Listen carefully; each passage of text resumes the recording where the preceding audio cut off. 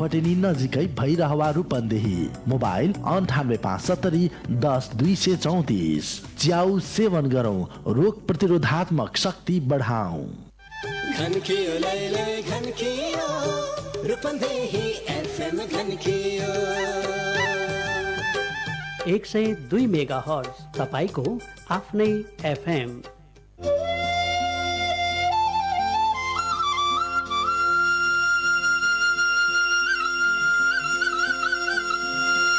सनातन अमर आत्मा परमात्मा रूपले आनन्द मात्रामा सबै सधैँ रहिरहनलाई आत्मज्ञानको दैनिक प्रवचन कार्यक्रम अखण्ड सुख अद्वैत प्रदीप बलराम जीसी सरस्वतीको साथमा हरेक दिन दिउँसो 1:45 बजेदेखि।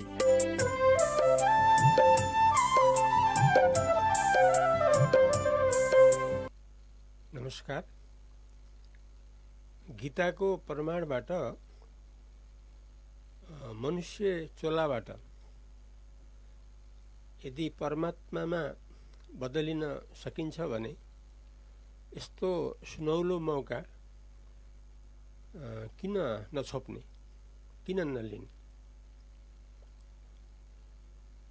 गीताको प्रमाणबाट। गीता हो संसारको सबैभन्दा विश्वसनीय शास्त्र, सबैभन्दा प्रसिद्ध, एकदम व्यावहारिक सत्यतालाई लिएर परमात्मामा पुर्याइएको प्रक्रिया हो गीता। यसैले गीताको प्रक्रिया हो संसारका हामी सबैले उसको प्रमाणबाट यो प्राप्त मनुष्य चोलाबाट आजै वर्तमानमै हामीले परमात्मामा परिणतिको निश्चय गरेर परमात्मा रूपले हामी रहिरहन सक्ने हुन्छौँ। त्यसैले गीता शास्त्रलाई सर्वोपरि मानेर, किनकि हामी सबैले गीतालाई सर्वोपरि मान्दै आएका पनि छौँ। जस्तो हामीले गुरुलाई सबैभन्दा ठुलो मान्छौँ, तर गुरुको पनि गुरु गीता शास्त्र हो। यसैले गीता शास्त्र त झन् महत्त्वपूर्ण भयो। हाम्रो पिताको पनि पिता गीता शास्त्रै हो, किनकि पिताले पनि गीता शास्त्र भन्ने बित्तिकै ध्यान उतैपट्टि दिनुहुन्छ। माताको पनि माता, आमाको पनि आमा गीता शास्त्रै हो, किनकि आमालाई गीता ढोक्दिन पाए पुरा सन्तुष्टि मिल्छ। गीता ढोक्नुपूर्वक, लिनुपूर्वक आफ्नो मुक्तिको लागि आधार माताले पनि बनाउनुहुन्छ। त्यसैले माताको पनि माता गीता शास्त्र, पिताको पनि पिता, अनि गुरुको पनि गुरु, किनकि हाम्रा जो गुरुहरू हुनुहुन्छ उहाँहरूको मुख्य आधार गीता नै हो। सबैका दृष्टिकोणबाट, हरेकको दृष्टिकोणबाट हामीले पत्नीलाई साह्रै प्यारो गर्छौँ, तर पत्नीले गीता किताब भेटाइन् भने ढोक्दिहाल्छन्, कति प्यारो। त्यसैले श्रीमती भन्दा पनि झन् प्यारो गीता शास्त्र। अब हामी श्रीमतीहरू छौँ भने हाम्रा श्रीमानले अगाडि गीताको कुरा सुन्न पाउनुभयो भने उतैतिर ध्यान दिनुहुन्छ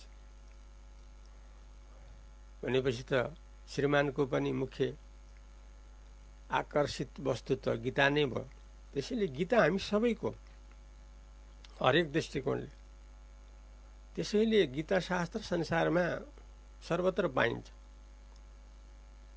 प्राय सबै भाषामा अनुवादित छन्। खास परमात्माको बोली। त्यसैले गीतालाई हामीले गीताको श्लोक त चारैतिर छ, हजारौं किताबहरू बनेको छ, हजारौं प्रकारका, प्रति हजार होइन कि प्रति त करोडौं होला। त्यतिले पनि नपुग्ला, तर साना ठुला विभिन्नले लेख्नु भएको जो छ त्यो हजारौँ प्रकारले छ। श्लोक एउटै हो, सबैमा श्लोक एउटै हो, सबैमा मिल्छ। तर जो टीका हो त्यसको जो अर्थ हो त्यसको लागि हामीले यथार्थ मर्म छुनलाई, मर्म भेटाउनलाई, यथार्थ जान्नलाई हामीले वासिष्ठ र शाङ्कर लाई लिनै पर्ने हुन्छ। वासिष्ठ सिद्धान्त र शाङ्कर सिद्धान्त दुईटा सिद्धान्तलाई लिएर, किनकि वेदान्तको जो सिद्धान्त हो, उपनिषदहरूको जो सिद्धान्त हो, सबै सिद्धान्तहरू यथार्थ हामीले बुझ्नलाई भगवान वशिष्ठको व्याख्या अर्थात् परमात्माको अभिव्यक्ति र शङ्कराचार्य, प्रथम जगद्गुरु शङ्कराचार्य आदिले जो भाष्य बनाउनु भयो परमात्माको सम्बन्धमा गीताको टीकामा, उहाँहरूको आधारलाई लिएर उहाँहरूले जुन सिद्धान्त, जुन बाटो देखाउनु भयो त्यो बाटो अनुसार हामी यदि लाग्यौँ भने संसारका हामी सबैले गीता अनुसार वर्तमान मनुष्य चोलालाई हामीले परमात्मामा बदल्न सक्छौँ। चाहे जोसुकै हौँ हामी, बालबच्चा, युवा, वृद्धा जोसुकै हौँ, हामीले परमात्मामा परिणत गर्न सक्छौँ। यो सुवर्ण मौका हो वर्तमान हामी सबैको लागि। त्यसैले यस्तो अवसरलाई छोप्नुपर्छ, किनभने शरीरको भर पर्नुभन्दा गीता शास्त्रको भर पर्नुबाट हाम्रो परम कल्याण हुन्छ। किनभने शरीरको भर पर्नाले कुनै पनि कारणले, कुनै पनि अवस्थामा, जुनै पनि निमित्तबाट शरीर जान सक्छ। त्यसैले साह्रै भरोसा गर्न योग्य शरीर छैन, तर साह्रै भरोसा गर्न योग्य गीता मात्रै छ। किनकि गीताले परमात्मामा हामीलाई बदलिदिन्छ। आफ्नो प्रयासमा परमात्मामा बदलिएपछि हाम्रो स्थिति परमात्मा रूपले हुन्छ। शरीर जति रहला आफ्नो आयु अवधि अनुसार, प्रारब्ध अनुसार त्यो रहोस्,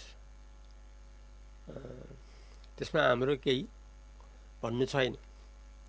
किनकि जो भोग्नु छ भोग्नै पर्ने हुन्छ, जो भोग्नु पर्दैन त्यो भोग्नु पर्ने हुँदैन।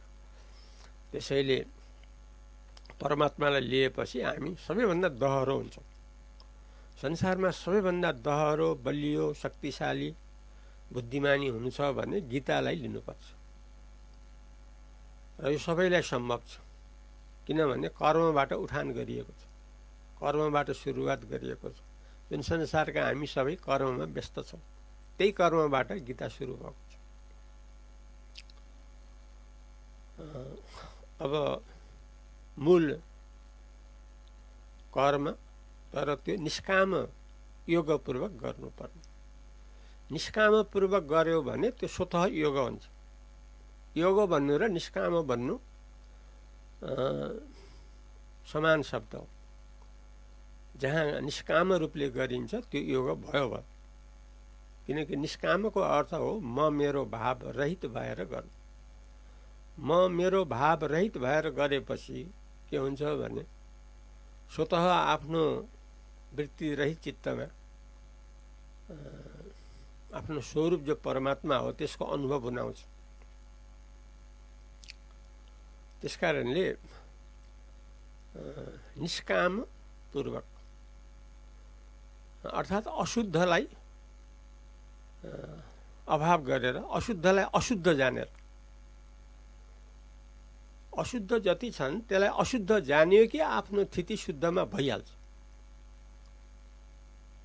नासिने, मासिने, परिवर्तनशील, हराउने, दुःखदायी, चिन्ता दिने, डर दिने इसारा हुन् अशुद्धभित्र। परमात्मा भित्रको होइन। परमात्मामा त आनन्दै आनन्द, अमरता, परिपूर्णता, सधैँ सुख, निश्चिन्तता, निडरता हुनाले हामीले अशुद्धलाई अशुद्ध जान्यो कि शुद्धमा हामी आइहाल्छौँ। अब मर्ने सर्ने अशुद्धभित्र पर्छन्। शरीरदेखि लिएर संसारसम्म यी नाश, परिवर्तनशील, नाशवान हुन्। त्यसैले अशुद्ध हुन् उनीहरू। किनभने जहाँ नाशवान हो त्यो त कलङ्क लाग्यो किनकि नाशवान हो नि त, सदा नरहिरहने हो नि त। यसैले यस्तो कुरा हामी कसरी भन्न सक्छौँ भने बलियो परमात्मालाई लिएर, गीताबाटै जानेर। त्यसैले गीतालाई हामीले हामीहरूको सबैभन्दा प्यारो, सबैभन्दा प्रिय, सबैभन्दा मित्र हो गीता। त्यसैले गीता अनुसार हामी लागौँ, यसबाट हाम्रो परम कल्याण हुन्छ, जुन तुलना अरू प्रकारले गर्न सकिँदैन परम कल्याणको लागि। अब आज हामी प्रसङ्ग लिउँ परमात्माको सगुण भक्तिलाई। परमात्माको सगुण भक्तिलाई अब यसको आधार हो निष्काम कर्मयोग। कर्म सबै गर्ने, जो हामी गर्दै आइरहेका छौँ त्यो गरिराख्ने, तर होस केमा राख्ने भने म र मेरो बुद्धि खडा नगर्ने। हात गोडाले कर्म गरिराखुन्, आफ्नो पूर्व संस्कार छ त्यो पूर्व संस्कारले कर्म गरिराखोस्, तर हाम्रो जो छ म मेरो बुद्धि चाहिँ नि नउठाउने। मुख्य होसियारी राख्नु पर्यो यही कुरामा। र शरीर इन्द्रियले गर्ने कुराहरूलाई रोक्न पनि भएन, त्यो आफ्नो ठाउँमा जो छ त्यो स्फूर्त रूपमा जो हुँदै आइरहेको छ त्यो भइराखोस्। खालि ख्याल गर्न के पर्यो भने निष्काम रूपले होस्, म मेरो बुद्धि रहित रूपले होस्। र यसरी चाहिँ नि म मेरो बुद्धि रहित भएपछि के हुन्छ भने साथसाथै म कर्ता हुँ भन्ने भावलाई छाडिदिनुपर्छ, अनि विषय शक्तिलाई पनि छाड्नुपर्छ। यसरी कर्ता भाव विषय शक्तिलाई छाडेर अर्थात् म मेरो भावलाई छाडेपछि अर्थात् अशुद्धलाई अशुद्ध जान्यो कि निष्काम भइहाल्छ। निष्काम भइहालेपछि योग भइहाल्छ। कर्म आफ्नो ठाउँमा जो पहिलादेखि चल्दै आइरहेका छ त्यो भोलि पर्सि पनि चलिरहन्छ। यो हो कर्मको व्याख्या, निष्काम कर्मयोगको व्याख्या, गीताको व्याख्या। अब यसको परिणामले हामीले के पायौँ भने आफूलाई अब हात खुट्टा आफ्नो काममा चलिराख्यो, तर म मेरो बुद्धि हामीले उठान गरेनौँ। यसरी हाम्रो चिन्तन बन्द भयो, चिन्तन वृत्ति बन्द भयो, फुराउने काम बन्द भयो। त्यसले गर्दा स्वतः आफ्नो शुद्ध स्वरूपको, शुद्ध मको अनुभव भइहाल्यो। शुद्ध मको नाम हो परमात्मा, अशुद्धको नाम हो संसारी। यो शरीरदेखि संसारसम्म छ त्यो अशुद्ध भित्रको पर्यो। शुद्ध भित्रको पर्यो केवल परमात्मा भनेपछि हामीले निष्काम कर्मयोगबाट त अशुद्ध हटेर शुद्ध मात्रै बाँकी रह्यो। शुद्ध माने केवल परमात्मा। अब हामी एक तह माथि बढोत्तरी, पदोन्नति, कहाँ उपासनामा, कहाँ भक्तिमा, यसरी हाम्रो स्वतः हुन आउँछ। किनकि अब एक परमात्मा मात्रै रह्यो नि। अब परमात्मा मात्रै रहेको हुनाले परमात्माको दुईटा रूप छ, एउटा साकार रूप, एउटा निराकार रूप, एउटा सगुण रूप, एउटा निर्गुण रूप, दुईटा छ नि त। जस्तो मणिमा मणिको चमक भनेपछि त त्यसमा दुई रूप आयो नि, एउटा मणि, अर्को त्यसमा खडा भएको चमक। अब चमक मणिदेखि अलग होइन, मणि चमक आयो मणिबाटै। त्यस्तै मणि जस्तै परमात्मा, चमक जस्तै सगुण साकार, जो हामीले नाम रूप क्रिया देखिराखेका छौँ नि, अनेक नाम, हजारौँ लाखौँ करोडौँ नाम, रूप करोडौँ अरबौँ रूपहरू देखेका छौँ, अनि अनेक किसिमका क्रिया देखिराखेका छन्। यो हो साकार, यो हो सगुण। अब परमात्माको परिभाषा के हो भने सर्वव्यापक वस्तुको नाम हो परमात्मा, र परमात्मा हो सम्पूर्ण वस्तुको सार, यसलाई भनिन्छ परमात्मा।